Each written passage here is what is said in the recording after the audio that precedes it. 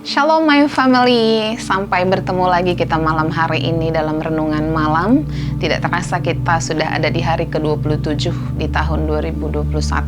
Artinya sebentar lagi kita akan masuk di bulan yang baru. Kita sampai hari ini bisa ada dalam berkat Tuhan, itu adalah sebuah anugerah terbaik.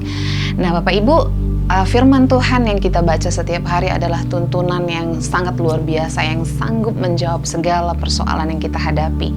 Kalau saya tanya Bapak Ibu, saudaraku terkasih, pernah nggak mengalami masalah dalam hidup? Masalah yang sederhana sampai masalah yang berat. Mungkin kita merasa ada di dalam lembah kekelaman yang penuh dengan duka cita dan air mata. Pasti kita katakan pernah. Lalu bagaimana Tuhan mengajarkan kita malam hari ini? Apa yang harus kita lakukan ketika kita menghadapi situasi sulit? Hari ini kita akan sama-sama belajar dari kebenaran firman Tuhan. Ada sebuah kisah dalam firman Tuhan di dalam Lukas 8 ayat 50-56, bagaimana Yesus menyembuhkan, bahkan membangkitkan putri Yairus, anak tunggal, anak satu-satunya yang waktu itu sakit dan hampir mati, dan pada waktu Yesus datang ke rumah Yairus, anak itu sudah mati. Ketika Yesus berhadapan dengan Yairus, dia berkata dan tetap memberikan kata-kata menyemangati, tenanglah, anakmu akan selamat. Nah, kemudian mereka berangkat ke rumah Yairus.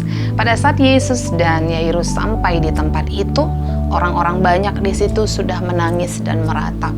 Tapi apa yang Tuhan Yesus lakukan? Dia memanggil 3 orang muridnya, Petrus, Yakobus, Yohanes, dan orang tua dari anak itu untuk masuk ke dalam kamar. Inilah yang akan kita pelajari malam hari ini dalam menghadapi situasi sulit. Apa yang harus kita lakukan? Apa yang diajarkan Tuhan kepada kita?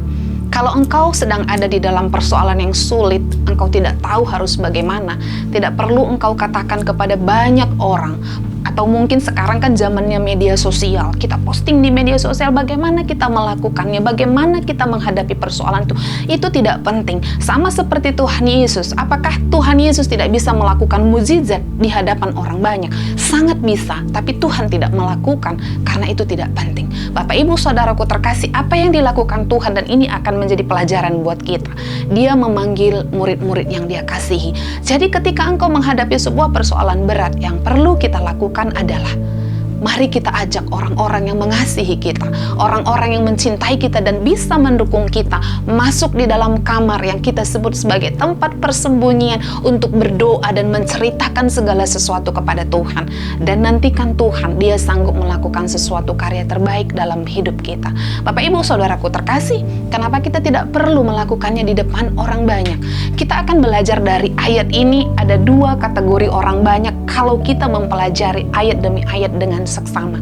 Kategori yang pertama, ketika Yesus datang ke tempat Yairus, maka orang banyak di situ menangis dan meratap. Ini adalah tipe kategori orang-orang yang ada di sekitar kita. Ketika engkau sedang ada di dalam persoalan, ada orang-orang yang meratap dan menangis. Kalau ada orang-orang meratap dan menangis, itu akan membuat kita semakin down, semakin larut dalam kesedihan. Dan ada orang kategori seperti itu. Ketika kita menghadapi sebuah persoalan, orang-orang itu bisa membuat kita semakin jauh dari Tuhan, semakin larut dalam kesedihan. Dan kategori yang kedua, ketika Yesus sampai di rumah Yairus, Dia mengatakan kepada banyak orang, jangan menangis, anak ini hanya tidur.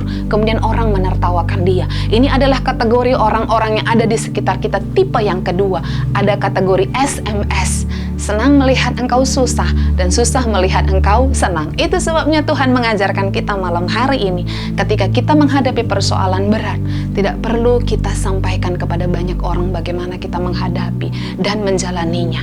Cukup masuk ke dalam tempat persembunyianmu, masuk ke dalam ruangan tersembunyi di mana hanya engkau dan orang-orang terkasih yang ada di dalamnya. Katakan kepada Tuhan, dan sesuai kehendaknya dan waktu terbaiknya, Dia akan menyatakan mukjizat yang terbaik bagi kita.